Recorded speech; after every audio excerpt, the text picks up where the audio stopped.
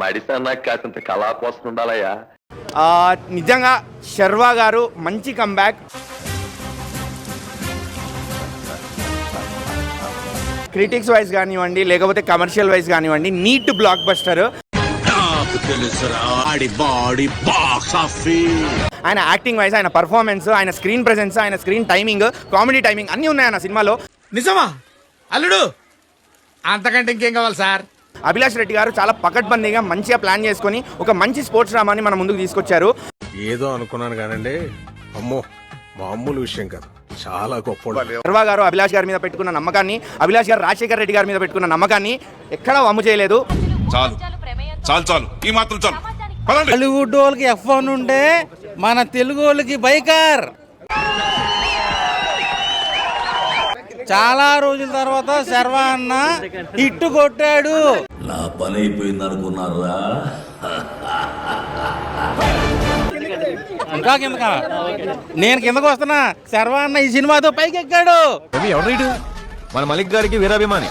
మలిక్ గారి పేరు చెప్తే అది కూడా కోసేసుకుంటాడు. 100 కోట్ల క్లబ్ లో చాలా రోజుల తర్వాత మంచి హిట్ పడింది. నా ఆకలి మొత్తం తీర్చేశాడు.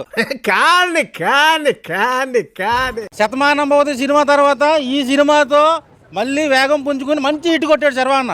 I know the public pulse. I know how to play kabaddi with the public. Hollywood లో F1 ఉంటే మా తెలుగులో బైకర్ సినిమాతో కొత్త రికార్డ్ క్రియేట్ చేశాడు. అది ఉంటే చాలరా, ఆ తర్వాత ఏదైనా. మన యాంగ్రీ యాంగ్మెన్ రాజశేఖర్ గారు అయితే అసలు ఓహో చింపేశాడు. ఒక రేంజ్ తర్వాత మన దగ్గర మాటలు ఉండవు, కోతలే. ఫాదర్ అండ్ సన్ మధ్యన బాగా చూపించాడు. నాకైతే బాగా నచ్చింది. తెలుగు వాళ్ళందరూ కూడా పిచ్చి పిచ్చిగా నచ్చుద్ది. సో అప్పుడప్పుడు వస్తాయి ఇలాంటి ఆవకాయ బిర్యానీ సినిమాలు, చూసి ఎంజాయ్ చేయాలి. శర్వా అన్న శతమానం భూతి తర్వాత ఈ సినిమాతో బ్లాక్ బస్టర్ కొట్టాడు. యువి క్రియేషన్ బ్యానర్ కి మన రన్ రాజా రన్ సినిమా తర్వాత హ్యాట్రిక్ సినిమా. చాలా ఉన్నాయి, ఇంకా దాచాం కుప్పలు కుప్పలుగా. అంటే నాకు తెలిసి ఇన్ని సినిమాల్లో this was his best acting and transformation కూడా. Star, real star. నీకు లాగ్ అంటూ ఏమనిపించదు. ఫ్యామిలీ ఎమోషన్ డ్రామా ఉంటుంది ఫస్ట్ హాఫ్ అంతా, సెకండ్ హాఫ్ అంతా గేమే. ఒకటే మాట, కల్ట్ మాస్ వచ్చినాం. రాజశేఖర్ గారి రోల్ అంటే ఎంత ఇంపార్టెంట్ ఉంటుంది అంటే చాలా ఆయనే మెయిన్ రోల్ అన్న చెప్పాలంటే. ఆ స్థాయి ఉంది, ఆ స్టామినా ఉంది, ఆ దమ్ ఉంది, ఆ ధైర్యం ఉంది. మ్యూజిక్ విషయంలో గిబ్రాన్ చాలా బాగా కొట్టాడు బ్రో.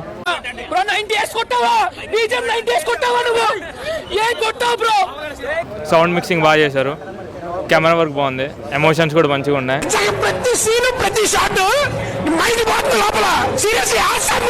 యాక్చువల్గా చెప్పాలంటే నాకు శర్వానంద్ క్యారెక్టర్ కన్నా రాజశేఖర్ క్యారెక్టర్ ఇంకా బాగా నచ్చింది. అది ఇంకా స్ట్రాంగ్ గా రాశారు. I know the public pulse. I know how to play kabaddi with the public. అంటే శర్వా క్యారెక్టర్ కూడా బాగానే ఉంది కానీ బట్ రాజశేఖర్ క్యారెక్టర్ వెయిట్ ఎక్కువ ఉంది. మనకు కావాల్సింది కూడా అదేలేమ్మా. వీళ్ళిద్దరి మధ్య ఎమోషన్ ఎలా ఉంది అంటే శర్వానంద్ గారు సినిమా మెయిన్ సోల్ వచ్చేసి వాళ్ళిద్దరి మధ్య father and son bonding. Mike బాగా పకడ్బందీగా ప్లాన్ చేసావు మైక్. చాలా బాగుంది సినిమా అయితే, చూపించేసిండు అందరికి, గోటీలు ఆడిపించేసిండు. సెకండ్ హాఫ్ అయితే క్రేజీ. హైలైట్స్ అంటే ఏం చెప్తారు? నాకైతే క్లైమాక్స్ నచ్చింది అన్న బాగా. What vision, what thought, picture అయిపోయారు మా టీం అంతా. క్లైమాక్స్ బాగా నచ్చింది. లేదు చాలా బాగుంది. రొటీన్ అయితే లేదన్న. ఇలాంటివంటే నాకు బాగా ఇంట్రెస్ట్. మనకి చదువు తప్ప అని ఇంట్రెస్ట్ తినా. తెలుగు ఆడియన్స్ ఏదైనా ఇంగ్లీష్ మూవీస్ ఏదైనా ఇలాంటి వస్తే చూస్తారు స్పోర్ట్స్ బ్యాక్గ్రౌండ్, బట్ తెలుగులో తీస్తే అంతమంది ఎంకరేజ్ చేస్తున్నారు. రుకో జరా, సబర్ కరో.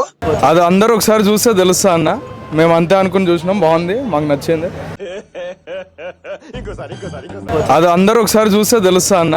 మేము అంతే అనుకుని చూసినాం, బాగుంది, మాకు నచ్చింది.